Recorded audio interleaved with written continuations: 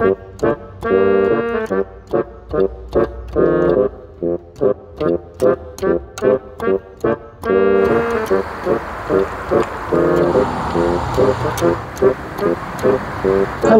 and welcome to another day here at MP. I'll give you a clue with this one. Mustard Paradise. Today I started off with a mistake. Two mistakes. Three mistakes. I took my booster pack home with me last night and obviously with the tyres being flat and the battery being flat and the car in front of the lockup, this isn't going to be the best start.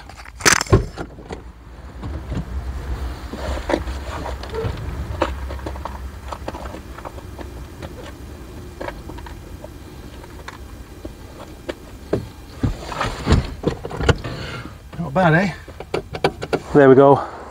That is the power of eggs for breakfast. And hello.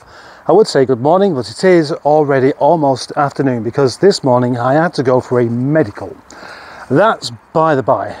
Today is about a car now known as ZombEric. I do have quite a nice clear plan for the day, and that is to take the front bumper off of ZombEric and find out where the leak is coming from and fix that.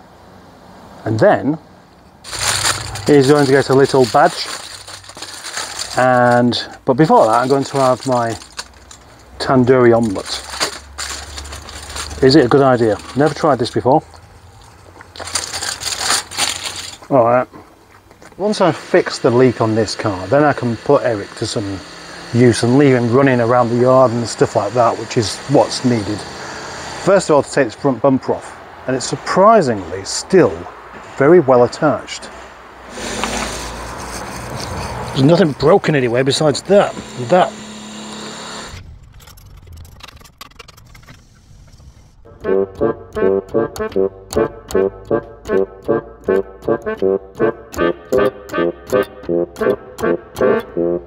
Well, there we have it, with the bumper now off, and resting on the carpet on the roof so I don't scratch it. As suspected, the bumper support panel has smashed and there's a broken lug on that one, so not on that one, but if we can see here, this is quite bent in, which is why the bonnet no longer fits properly. And the same goes for the front cross member bit there. So that's broken, this is broken. What else is going to be broken?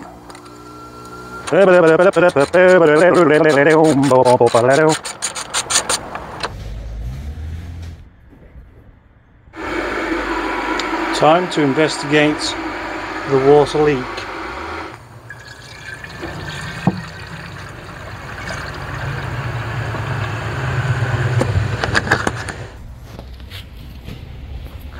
Well, this is the first time I've got my hands properly dirty in quite a while. That's only a bit of it. I'm using a bit of blue roll to actually hold my phone with at the moment. Yeah, so the aircon radiator is a bit bent, but it's still got all of its fluid in it. It's this here that's the problem. That's why the coolant has disappeared, but I can't seem to get the radiator out without damaging something else. Taking these pipes off and everything. The intercooler is still not clearing the cross member there. And as you can see, there is a 13mm bolt there that won't come off. Anticipating a bit of frustration with it, but not quite as much as this. I thought it was just going to come apart all nice and easily, but I've never actually taken the front end off one of these before when it's been bent, and there's not a lot of room to start with. Anyway, after lots of messing around, it doesn't even look like I've got a radiator to replace this one with anyway. I did think what I could do is just find a radiator and just plumb them together somehow. But when I can't get the old one out because of the intercooler, then there's a problem. So, I have another idea. What if I was to find a suitable piece of metal tubing where I could bolt onto the bottom hose and then have it attached to the top hose as well, so the radiator is effectively bypassed. It's not really going to need it while it's just doing a little bit of shunting in the yard. So what have we got? Anything in here? Not really. Not sure where this has come from, but that looks perfect. Gonna try it.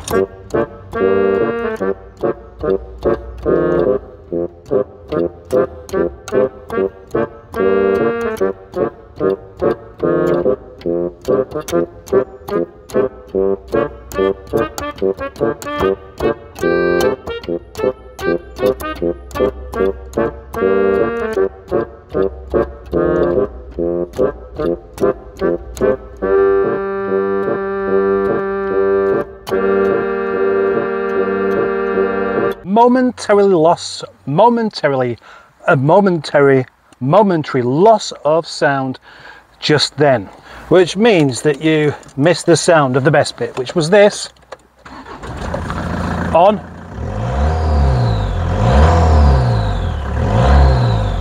and the sound of me running something over, which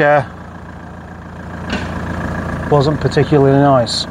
So now I'm going to have to go back to my idea, which I was just explaining then, but obviously we had no sound with, so you couldn't tell what I was saying, of pulling out the tow bar.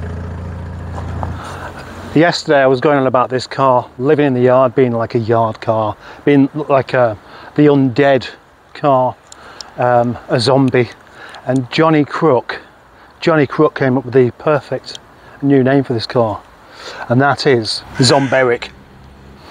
And with his one eye that still works, it's just really fitting. Anyway, back to the tow bar.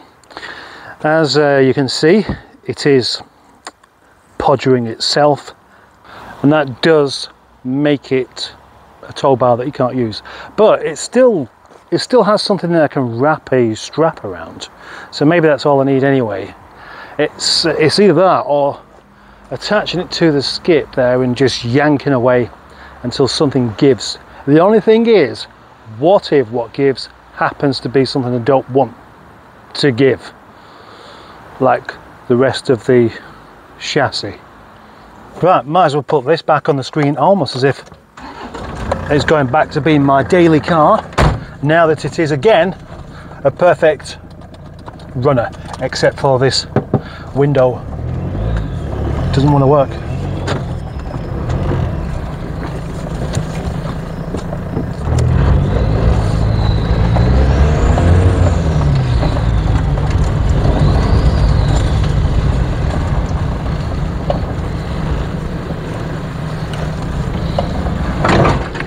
Oh, what was that?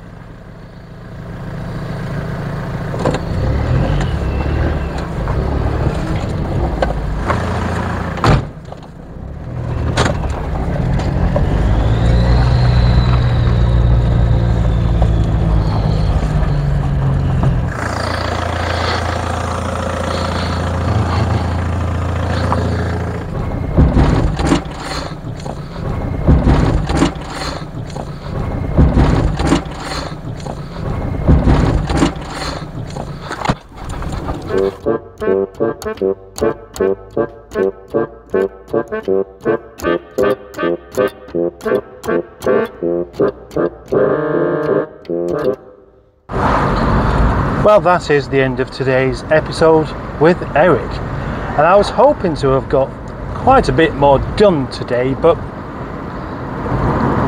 I didn't, and I'm going home grotty, oily, smelling of oil and stuff. I don't feel particularly nice. I don't miss the times where I go home like this every day. Not at all. If I could avoid it, I would. But it's also fun, isn't it?